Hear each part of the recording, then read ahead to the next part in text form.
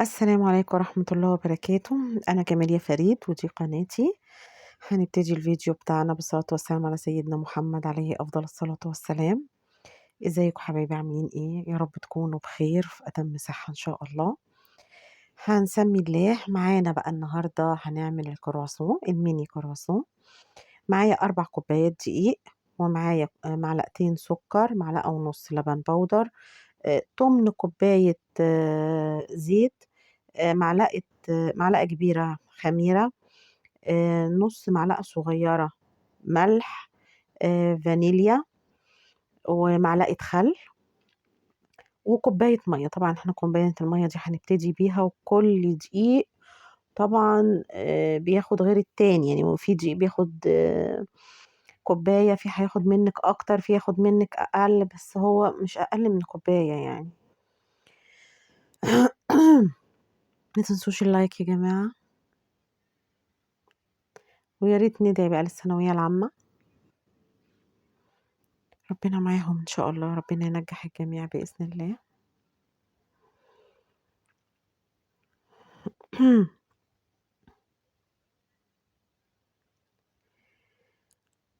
في معانا زبدة كمان بس مش دلوقتي، مش هنستعملها دلوقتي. ويلا بينا نبتدي مع بعض الطريقة بتاعتنا. معايا هنا البولة بتاعة العجين. إيه، هنحط بقى فيها كوباية المية.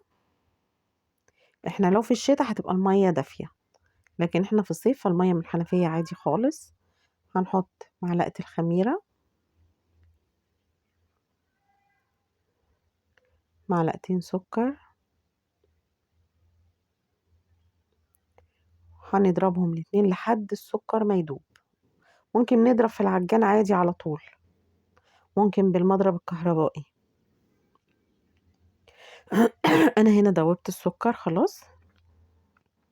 هحط بقى اللبن البودر، معلقة ونص زي ما قلنا،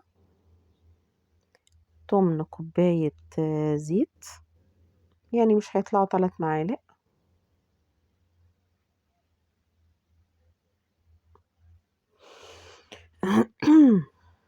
اللهم صل وسلم عليك يا حبيبي يا رسول الله. باكت الفانيليا،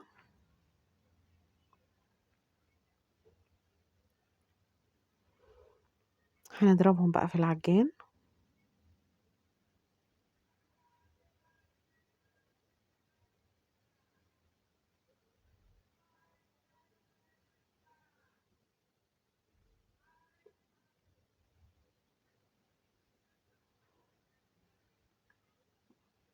هنا خلطناهم ببعض، حطيت الخل، هنضربه تاني.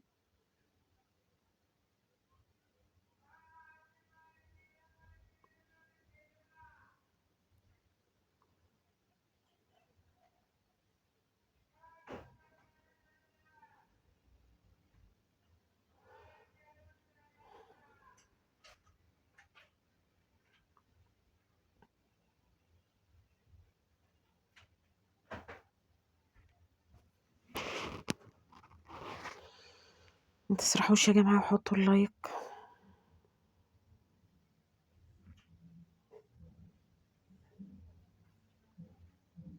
هنا خلاص كله بقى تجانس مع بعضه. هنحط بقى ال4 كوبايات دقيق، طبعا 4 كوبايات دقيق اللي هو نص دقيق.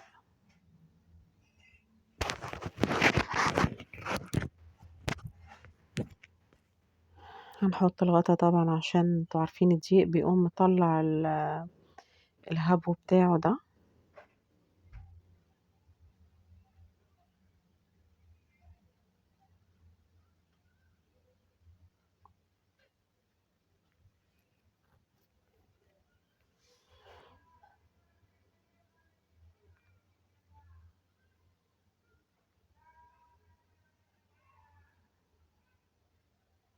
أنا واضح اني مش قافلاها كويس، معلش، دي تاني مرة استعمله فيها فلسه ما تعودناش على بعض. هناخد على بعض واحدة واحدة. بصوا انا حطيت كوباية مية تمام على ال4 كوبايات. أنا دلوقتي هاجي هاحط مَيّة، بس أنا المفروض ما كنتش أحط مَيّة، يعني هاحط حبّة صغنّنين جدًا حوالي معلقتين 3 هتشوفوهم أهُم، دول بس اللي أنا حطيتهم، فالمَيّة زادت معايا، يعني شوية المَيّة دول وأكيد الكوباية كانت كتير على ال4 لإن أنا حطيت حوالي كوباية دقيق بعد كده.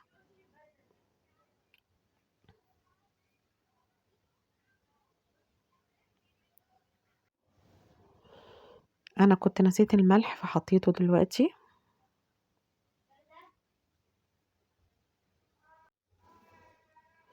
بس ما فيش مشكلة يعني، لحقناه يعني.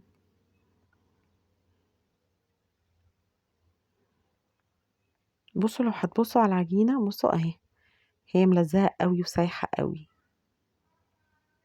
أهي أنا هنا باقول لكم إن هي لازقة، ملزّقة لسه يعني، طرية جدًا، فعايزة دقيق.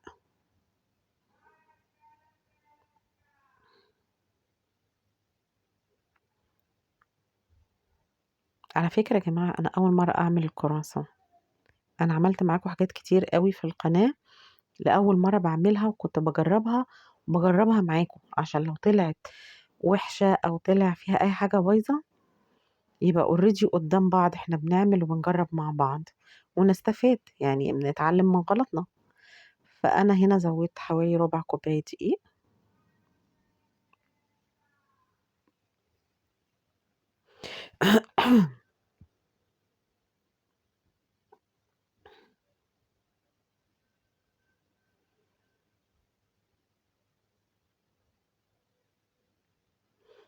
أنا هنا خلّصتها، بس كنت حطيت حوالي كوباية أو كوباية إلا شوية، يعني أنا كده حاطة كُلّه حاطة حوالي 5 كوبايات دقيق، يعني أكتر من نُص الكوباية. إيه العنف ده؟ أنا باعمل كده ليه في العجين؟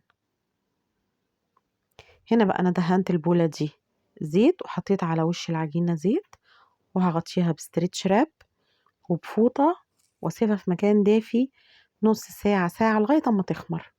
أنا سِبتها حوالي ساعة لغاية بقى أمّا خلّصت مواعيني وخلّصت شوية حاجات كده، كانت خدت راحتها يعني. أهو.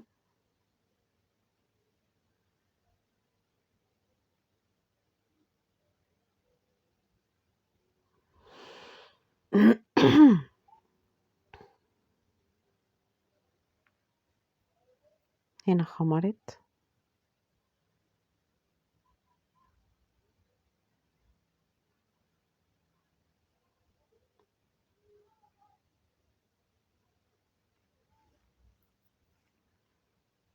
نطلّع بقى الهوا اللي فيها كده ونعملها يعني إيه، هنقطعها 2 جزئين كده.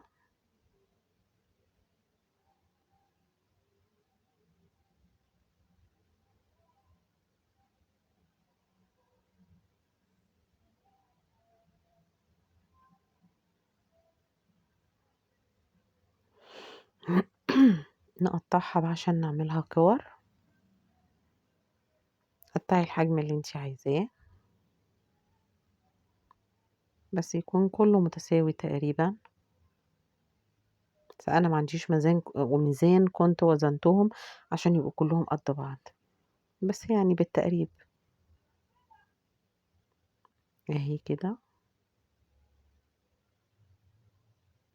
يعني قد السفندية الصغنّنة كده، عارفين السفنجي أو بيقولوا عليه إيه، اليوستفندي، يوستفندي، في ناس بتقول عليه يوستفندي، إحنا في إسكندرية بنقول عليه سفندي.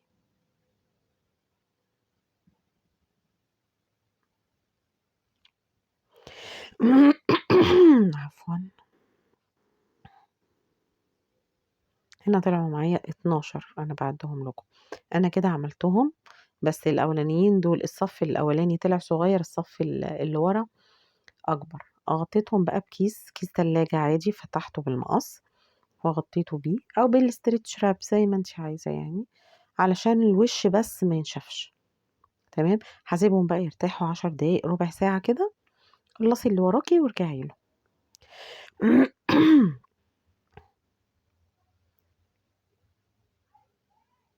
كده بقى أنا رجعت له.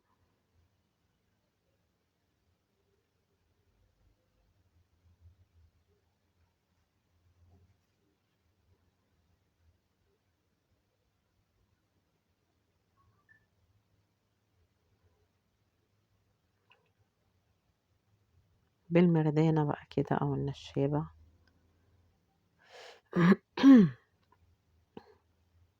طبعًا هو الموضوع خفيف أوي على فكرة، ممكن يتعجن بالإيد، يعني نُص كيلو ده يتعجن بالإيد طبعًا، بس أنا يعني ربنا يعافينا جميعًا، يعني إيديّا تعباني وبقى لي حوالي أسبوع أو أكتر، كتفي كده تعبان، فمش قادرة أعمل حاجة يعني.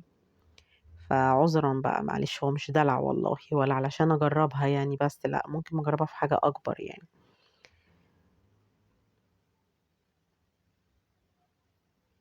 افردي بقى كده، بس خلّيها مدوّرة، هي كانت بتعكسني شوية، ما كانتش بتطلع معايا مدوّرة حلو.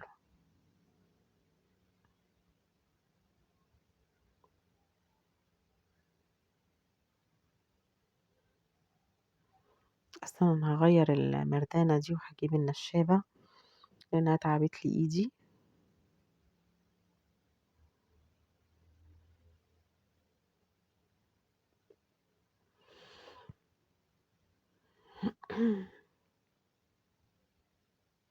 معلش أنا مطوّلة الفيديو بس عشان أوريه لكم بالضبط يعني الخطوات.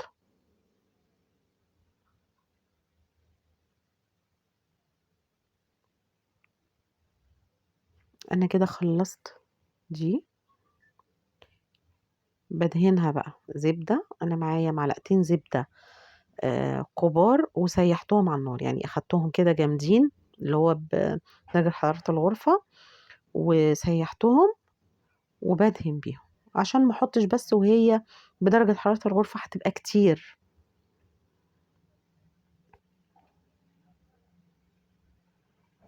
أنا بادهن زيت عشان باسهّل على نفسي الفرد.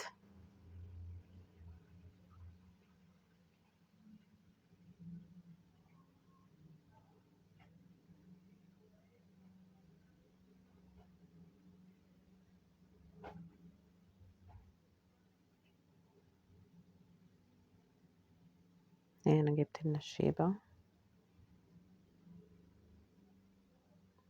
هي مالها.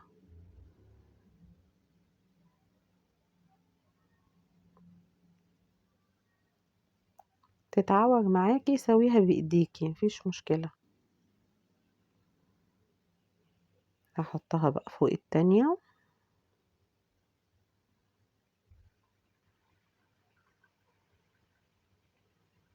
باساويهم عشان يبقوا قد بعض كده.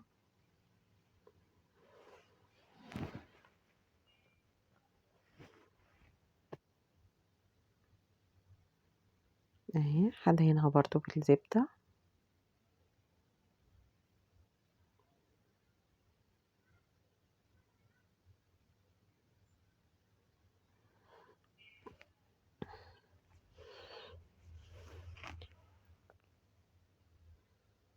أنا كده خلّصتهم كلّهم، المفروض إن أنا آخر واحدة دي ما كنتش أدهن وشّها بالزبدة، وكنت سايباها بس أنا دهنتها ما حصلش مشكلة يعني. هاغطّيها وأدخّلها التلاجة عقبال ما أعمل التاني. تمام، أنا كده عملت التانية ودخّلتها التلاجة برضه، وطلّعت الأولانية، ده الطبق الأولاني. تمام، هارُش بقى دقيق.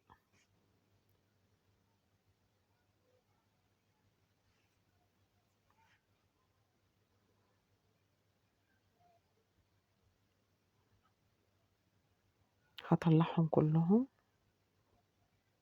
اتعوجوا فباعدلهم عادي خالص، ما فيش أي مشكلة، اتعدلت عادي.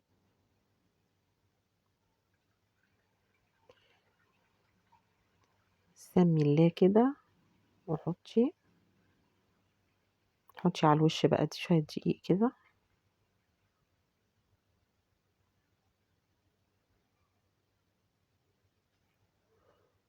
على فكرة ممكن نشا، شوية نشا صغيّرين مش دقيق، ما عندكيش دقيق اعملي بنشا.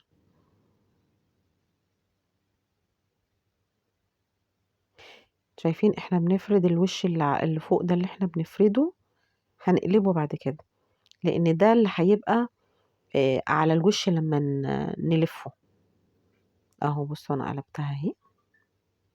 شايفين بقى المنظر عامل ازاي؟ يعني ده باين الطبقات بتاعته.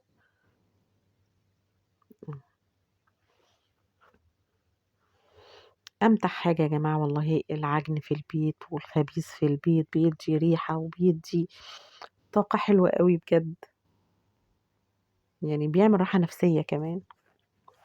انا بعشق العجن والخبز في البيت، بس معلش بقى الصحة راحت.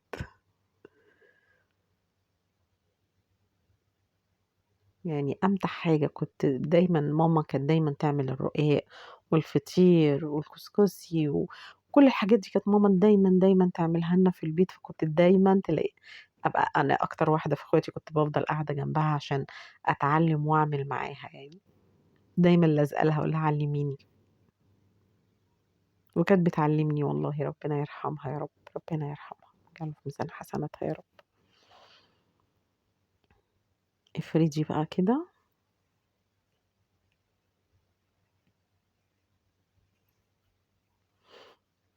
بصي نفسك تعملي حاجة اعمليها وما تقلقيش وما تخافيش.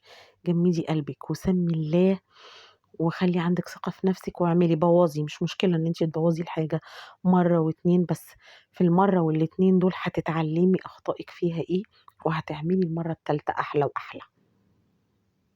محدش اتولد بيعرف كل حاجة. كلنا بنتعلم وكلنا بنعلم بعض. هنقطعها بقى ازاي؟ علامة الزائد انا بظبط الكاميرا عشان اوريكم اهو، علامة زائد كده. وقطعي بقى مثلثات، قطعي بقى الحجم اللي انت عايزاه. انا قطعته صغير، عملته اللي هو ميني، وكام واحدة بس اللي عملتهم وسط كده. انت عايزة تعملي كبير اعملي كبير. انا عشان ايدي وجعاني كمان معرفتش يعني اقطع بالظبط يعني. انت بقى وشطارتك بقى تعرفي تقطعي صح ان شاء الله يعني.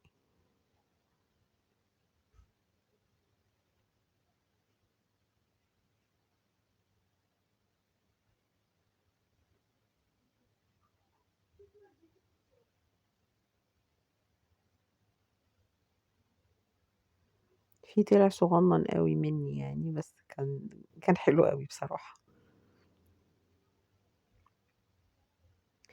بصي بقى من الحرف كده اهو. بصي اقطعي قطعة صغيرة كده.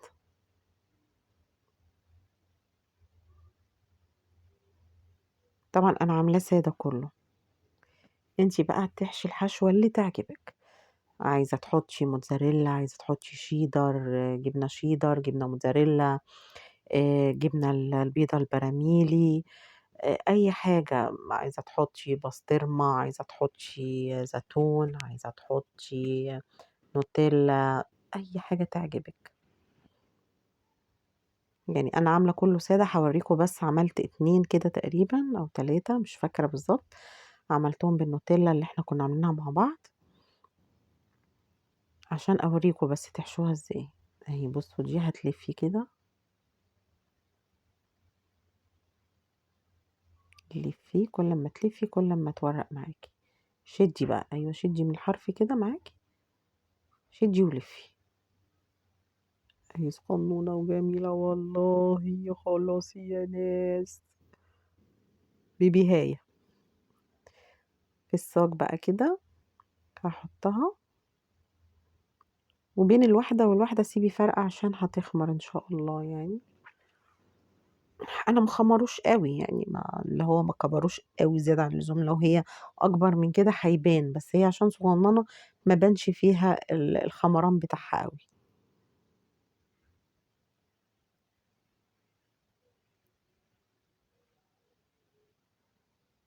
انا بقول ايه؟ ايه اللي انا بعمله بايدي ده؟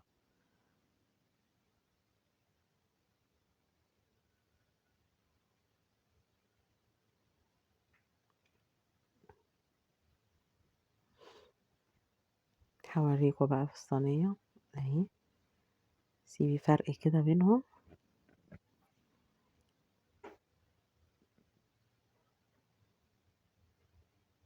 أنا دي بالذات يعني كلّهم كانوا صغنّنين أوي، التانية عملتها أكبر من كده شوية.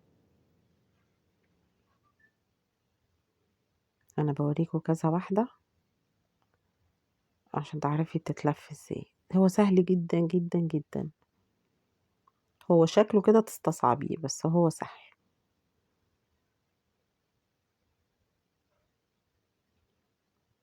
أهو هنا جِبت لكم النوتيلا.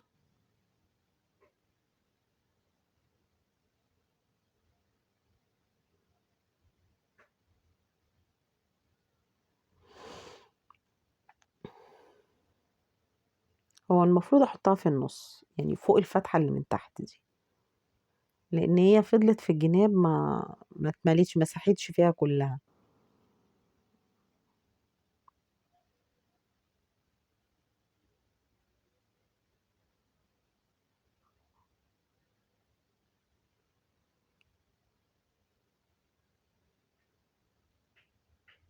اللايك يا جماعة، اللايك، مش هافضل أفكّركم. بتتفرّجي كده حُطّي صوابعِك على اللايك، حُطّي صوابعِك. دي تاني واحدة بالنوتيلا. ممكن كمان تحشيها مربى.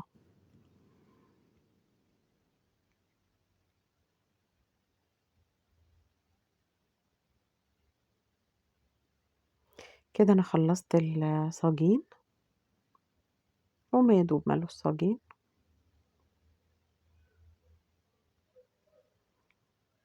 هنسيبهم بقى يخمروا وأغطّيهم كده وأسيبهم علشان يخمروا، المفروض يخمروا. يعني حوالي ربع ساعة كده والّا تِلت ساعة.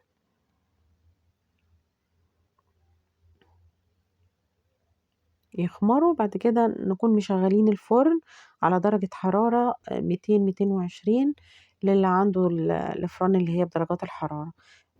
الفرن العادي تعمليه اللهم صل على النبي، بدرجة حرارة عالية، يعني أعلى حاجة عندِك، وحطّيهم في الفرن اللي في النُص. بس قبل ما ندخّلهم بقى هنعمل لهم إيه، معلقتين لبن بمعلقتين سُكّر ونقلّبهم بالفرشة كده وادهنيهم، أو صفار بيضة بفانيليا. اللي مش حابب صفار البيض، أنا بصراحة ما باحبوش، فحطيت لبن وسُكّر أو مَيّة وسُكّر، كُلّه هيمشي معاكِ يعني. أهو.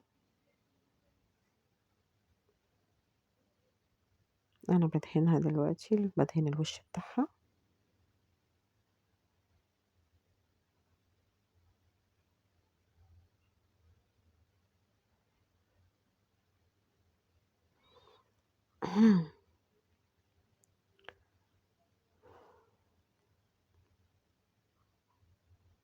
أنا طلّعته كده أهو. شايفين قمر إزاي؟ خلّصي يا ناس، والله جميل، جميل، وريحته كانت مالية البيت تحفة. شايفين مورق إزاي؟ وطري جدًا. أمّا تطلّعيه بقى غطّيه، يعني أول ما تطلّعي الصاج من الفرن غطّيه وسيبيه شوية متغطّي، هيطرى معاكِ. أهي بُصّوا بقى دي اللي بالشوكولاتة، استنوا بقى بُصّوا هتلاقوها من النُص فاضية وفي الحروف بس. بُصّوا طري إزاي؟ والله تحفة، تحفة يعني ما شاء الله. ربنا يحسن ما بين إيدينا جميعًا. بُصّوا في النُص فاضي إزاي؟ عشان كده باقول لكم حطّوها في النُص، أهي.